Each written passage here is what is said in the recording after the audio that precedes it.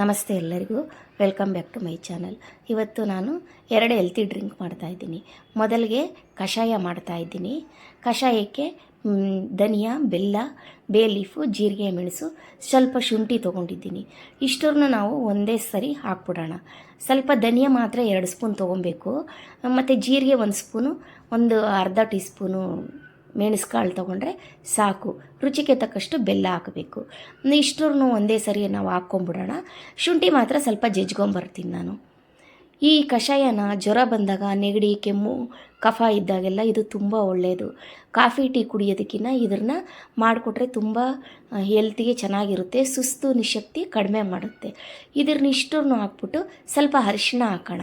ಅರಿಶಿಣ ಹಾಕ್ಬಿಟ್ಟು ಒಂದು 10 ನಿಮಿಷ ಚೆನ್ನಾಗಿ ಕುದಿಸಿದ್ರೆ ಟೇಸ್ಟಿಯಾದ ಬಿಸಿ ಬಿಸಿ ಕಷಾಯ ರೆಡಿ ಆಯಿತು.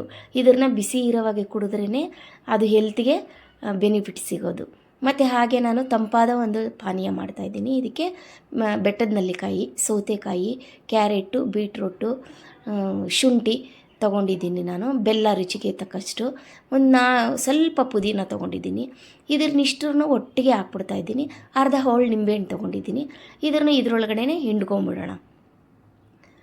ಎಲ್ಲ ಒಟ್ಟಿಗೆ ಹಾಕಿ ನಾನು ಗ್ರೈಂಡ್ ಮಾಡ್ಕೊಂಬರ್ತೀನಿ. ನಮಗೆ ಟೇಸ್ಟ್ಗೆ ಬೆಲ್ಲ ಬೇಕಾದರೂ ಹಾಕ್ಕೋಬೋದು, ಸಕ್ಕರೆ ಬೇಕಾದರೂ ಹಾಕ್ಕೋಬೋದು. ನಾನಿಲ್ಲಿ ಬೆಲ್ಲ ಹಾಕ್ಕೊಂಡಿದ್ದೀನಿ. ನೋಡಿರಿ, ನೈಸಾಗಿ ಗ್ರೈಂಡ್ ಮಾಡ್ಕೊಂಬಂದಿದ್ದೀನಿ. ಇವಾಗ ಇದನ್ನು ಶೋಧಿಸ್ಕೊಳ್ಳೋಣ.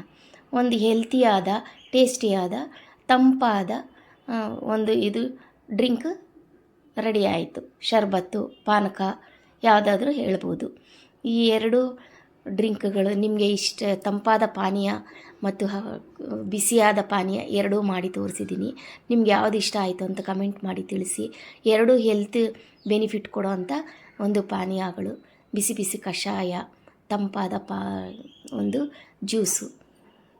ನಿಮ್ಗೆ ಇಷ್ಟ ಆದಲ್ಲಿ ಒಂದು ಲೈಕ್ ಮಾಡಿ, ಒಂದು ಸಬ್ಸ್ಕ್ರೈಬ್ ಮಾಡ್ಕೊಳ್ಳಿ. ಹೇಗಿದೆ ಜ್ಯೂಸು ಅಂತ ಮಾಡಿ ಕಷಾಯ ಕಮೆಂಟಲ್ಲಿ ತಿಳಿಸಿ. ಮತ್ತೊಂದು ವಿಡಿಯೋದೊಂದಿಗೆ ನಿಮ್ಮ ಮುಂದೆ